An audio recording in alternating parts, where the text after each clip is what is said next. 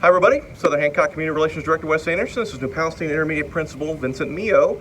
Mr. Mio, talking about Carline procedures today, and we're going to talk about the full thing, but you do have some changes coming for 2021-22 school year coming up here in August, and we'll talk about that in a minute. But before we do that, let's just do a general review of your expectations for those families that are coming via car to pick up or drop off here at NPI, and let's start in the morning, because your morning or afternoon are a little bit different. So let's talk about kind of the two ways to get to campus in the morning if you're dropping off a student. Yes, of course. So there are two options for arrival. So parents may enter off of 600. That's by the junior high. They can go up the access road near the junior high and come into our side parking lot, which is also our playground. They'll come in through the gates, and we can dismiss about 10 to 12 cars at a time. They can also have the option come in off of 200, which is in the front of the building, use the access road, come around into the large car loop, the Carline, and we can dismiss about 20 cars at a time. That's for the morning routine.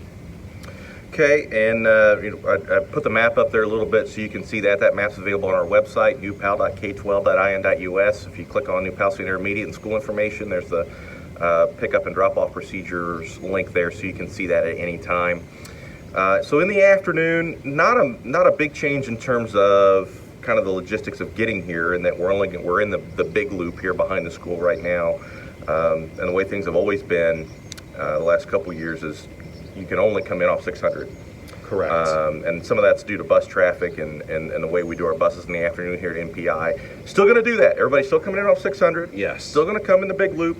Yes. It's going to be the only option. You can't come in off 200 in the afternoon.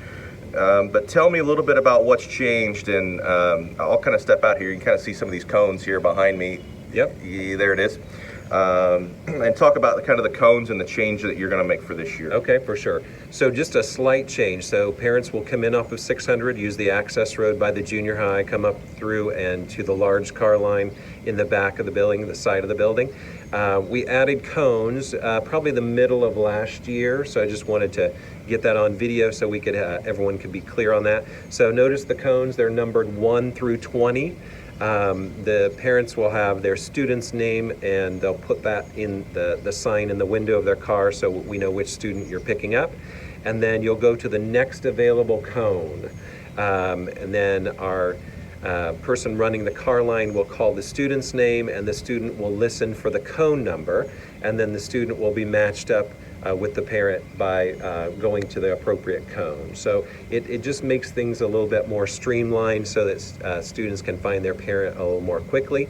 And that way, if you're in a different vehicle, the student's name, as long as that's posted, it's easier for us to match up the student with the vehicle. Yeah, and that's a potentially a big change depending on where, which elementary your students are coming from. For your incoming fifth graders for this year, some of those schools do the name card on the visor, but some don't. So can you talk a little bit about how's parent get the cards? Where do they come from? Sure. And any recommendations for how to display them or how to keep them or things like that? So we will provide those name cards to every student. So even if you're not normally a car rider, you might keep that in your vehicle just in case you needed to pick up your student in the car line at any given day. But you'll just keep those in your vehicle. We'll provide those to each student on the first day. Students will have those, and you'll be able to have access to those after day 1 of school. And then they go on the passenger visor, is that correct? Passenger visor is fine. Some parents just hold it up against the passenger window as they drive through the car line. Just as long as it's visible, Sure. As long as our person running the car line can see the name clearly.